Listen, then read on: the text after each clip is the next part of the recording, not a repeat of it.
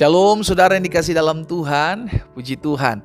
Hari ini kembali lagi saya menyapa setiap umat Tuhan dimanapun Bapak Ibu Saudara berada melalui program Bible and Coffee. Saudara yang dikasih dalam Tuhan, saya rindu melalui program ini ada banyak umat Tuhan menikmati berkat-berkat Tuhan, sehingga yang lemah hari-hari ini mendapatkan kekuatan, yang bimbang hari-hari ini mendengarkan firman Tuhan mendapatkan penghiburan dan pengharapan. Sehingga pada akhirnya ketika kita mulai merenungkan firman Tuhan dan kita dapati rema, kita hidup untuk selalu memuliakan Tuhan. Saudara dikasih dalam Tuhan, saya kembali mengajak setiap kita umat Tuhan untuk kembali merenungkan firman Tuhan. Kita berdoa, kita datang kepada Tuhan. Bapa, terima kasih buat anugerah-Mu, buat kemurahan-Mu. Kami boleh ada di minggu yang baru hari ini. Semua karena pertolongan Tuhan yang memampukan kami, yang menolong kami untuk melewati segala macam badai kehidupan. Karena kami bersyukur pagi hari ini kami juga boleh diberikan kesempatan untuk merenungkan firman Tuhan. Karena itu biar Tuhan tolong kami, urapi kami sehingga kami mengerti akan kebenaran. Dan biarlah kebenaran ini yang memerdekakan kehidupan kami. Di dalam nama Tuhan Yesus kami berdoa. Haleluya. Amin. Puji Tuhan. Nah saudara yang dikasih dalam Tuhan, di dalam 1 Petrus pasal yang kedua, 1 Petrus pasal yang kedua ayat yang ke-12 ada satu kebenaran firman Tuhan yang disampaikan. Dan ini yang menuntun kita, seharusnya membimbing kita untuk menjadi pelaku-pelaku firman Tuhan seperti yang Yesus katakan. Engkau adalah garam dunia, engkau adalah terang dunia. Jadi berdampak buat lingkungan, berdampak buat orang-orang di sekeliling kita. Kita lihat sama-sama perkataan Petrus, 1 Petrus 2 ayat 12.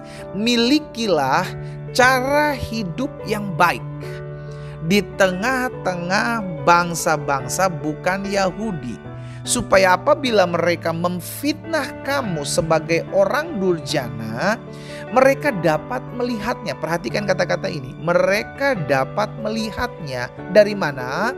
Dari perbuatan-perbuatanmu yang baik. Jadi kalau ada orang-orang memfitnah kekristenan, biarin aja, acuhin aja. Tetapi tetap lakukan perbuatan-perbuatan yang baik. Supaya apa? Supaya mereka dapat melihatnya. Dan apa dikatakan selanjutnya? Dan memuliakan Allah pada hari Ia melawat mereka. Jadi saudara yang dikasih dalam Tuhan, Petrus mengajarkan kepada setiap kita hari ini bahwa lakukan apa yang baik buat semua orang. Amin. Jangan lihat siapa dia. Mungkin orang itu adalah orang yang pernah menyakitimu. Mungkin orang itu adalah orang yang pernah mengkhianatimu. Mungkin orang itu adalah orang-orang yang mungkin pernah menyakiti kita.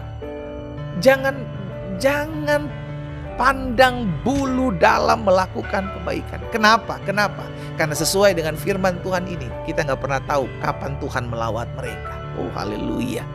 Yang terpenting bagian kita adalah terus lakukan perbuatan-perbuatan baik supaya mereka melihatnya. Ini tujuannya. Jadi mereka melihat perbuatan-perbuatan kita yang baik ini dan mereka akan memuliakan Allah pada hari Tuhan melawat mereka. Jadi bagian kita adalah terus melakukan apa yang baik. Kenapa? Karena perhatikan, cara hidup kita dapat memenangkan jiwa. Amin. Yes, ya kan? Kalau memang gini sudah. Ada orang-orang yang memang dipakai Tuhan untuk berapologet, iya kan, berdebat, iya kan. Tetapi ada orang-orang yang bisa saja melakukan perbuatan yang baik, gitu kan, untuk memenangkan jiwa. Karena di luar sana, saudara dikasih dalam Tuhan, di luar sana ada banyak orang sedang melihat dan mencari kebenaran. Dan kebanyakan dari mereka hanya melihat orang berbuat baik. Semua orang betul bisa buat baik. Tetapi ada waktunya di mana perbuatan baik saudara dan saya itu akan menghasilkan jiwa-jiwa ketika Alkitab katakan Allah melawat setiap mereka. Hal yang sama juga disampaikan dalam 1 Petrus 3 ayat 1 dan 2. 1 Petrus pasal yang ketiga ayat 1 dan 2 bilang begini. Demikian juga kamu hai istri-istri, tunduklah kepada suamimu.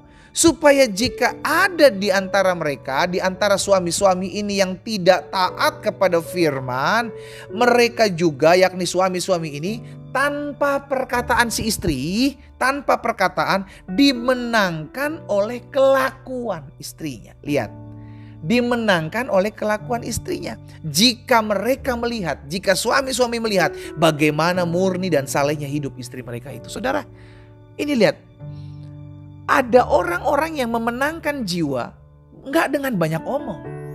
Cukup dengan melakukan apa yang menjadi kebenaran firman Tuhan. Itu sebabnya perbuatan kita akan dilihat banyak orang. Dan melalui perbuatan saudara dan saya, itu bisa membuat orang semakin dekat dengan Yesus. Tapi sebaliknya bisa juga membuat semakin orang membenci dengan Yesus. Melalui siapa? Melalui perbuatan saudara dan saya. Karena itu kita diajarkan hari ini, ayo hati-hati dengan perbuatan kita, hati-hati dengan cara hidup kita, hati-hati dengan sikap kita. Saudara yang dikasih dalam Tuhan, tidak sedikit anak-anak Tuhan suka memakai kalung salib. Nggak salah, good. Tetapi hati-hati. Kalau engkau belum bisa menjaga dirimu dari perbuatan-perbuatan yang tercela, lebih baik lepaskan kalung salibmu. Lepaskan kalung salibmu. Kenapa saya katakan seperti itu? Karena orang yang melihat, wih pakai kalung salib, tapi kelakuannya parah. Wih pakai kalung salib, tapi kelakuannya berzina. Wih pakai kalung salib, tetapi kelakuannya tidak memuliakan Tuhan. Engkau sudah menjadi batu sandungan buat orang yang melihat salibmu. Naik mobil, di belakang mobil stikernya besar, Yesus Jurumudiku. Tetapi bawa mobil ugal-ugalan. Engkau sudah jadi batu sandungan buat orang lain. Lepas stiker di mobilmu kalau engkau masih bawa mobil ugal-ugalan. Saudara dikasih dalam Tuhan, betul kita masih punya kelemahan. Mungkin kau berkata, tapi pendeta saya masih lemah. Saya masih bisa buat ini, masih bisa buat itu. Oke, tetapi sembunyikan dulu apa yang menunjukkan kekristenanmu. Sehingga engkau tidak menjadi batu sandungan buat orang yang melihatnya. Saudara yang dikasih dalam Tuhan, miliki cara hidup yang baik. Miliki cara hidup yang memuliakan nama Tuhan. Sehingga dengan orang yang melihatnya bisa memenangkan jiwa mereka. Ayo saya mengajak setiap kita umat Tuhan yang mendengarkan renungan pada saat yang indah ini. Ayo kalau sama-sama yuk kita lakukan apa yang baik. Kita belajar untuk memiliki cara hidup yang baik. Minimal orang yang melihat kita itu memuliakan Tuhan. Wih orang Kristen dahsyat ya. Wih orang Kristen luar biasa. Oh ini anak-anaknya Tuhan Yesus yang sering menabur kasih, yang tidak mendendam, tidak membenci. Minimal ketika mereka lihat perbuatan baik kita, hati mereka tersentuh. Kita gak usah terlalu banyak ngomong tentang Alkitab. Tetapi belajar untuk menghidupi Alkitab, menghidupi firman Tuhan dengan keseharian kita. Maka akan ada jiwa-jiwa yang dimenangkan melalui cara hidup kita. Kita berdoa. Kita datang kepada Tuhan. Bapa dalam nama Tuhan Yesus, hari ini kami bersyukur mendengarkan firman Tuhan. Tuhan tolong kami untuk kami tetap terus boleh menjadi pelaku-pelaku firman Tuhan. Bukan hanya sekedar tahu, bukan hanya sekedar mengerti, tapi kami mau menghidupi setiap kebenaran firman Tuhan. Sehingga ketika firman Tuhan kami pakai sebagai cara hidup kami. Ada banyak orang-orang yang mungkin belum mengenal Yesus dan melihat perbuatan kami. Biar kiranya Roh Kudus menjamah setiap mereka. Hamba berdoa buat setiap anak-anak Tuhan yang mendengarkan firman Tuhan ini. Tuhan tolong kami. Sehingga melalui cara hidup kami boleh menjadi berkat. Cara hidup kami boleh menjadi teladan. Cara hidup kami boleh memuliakan Tuhan. Karena kami percaya cara hidup kami dapat memenangkan jiwa untuk hormat dan kemuliaan nama Tuhan. Hamba berdoa juga buat yang sakit. Karena hamba percaya disampaikan firman, disembuhkan mereka yang sakit. Pagi hari ini hamba berdoa di dalam nama Tuhan Yesus Kristus. Tuhan jamah setiap kami yang sakit. Kami terima kesembuhan, kami terima mujizat. Di dalam nama Tuhan Yesus Kristus.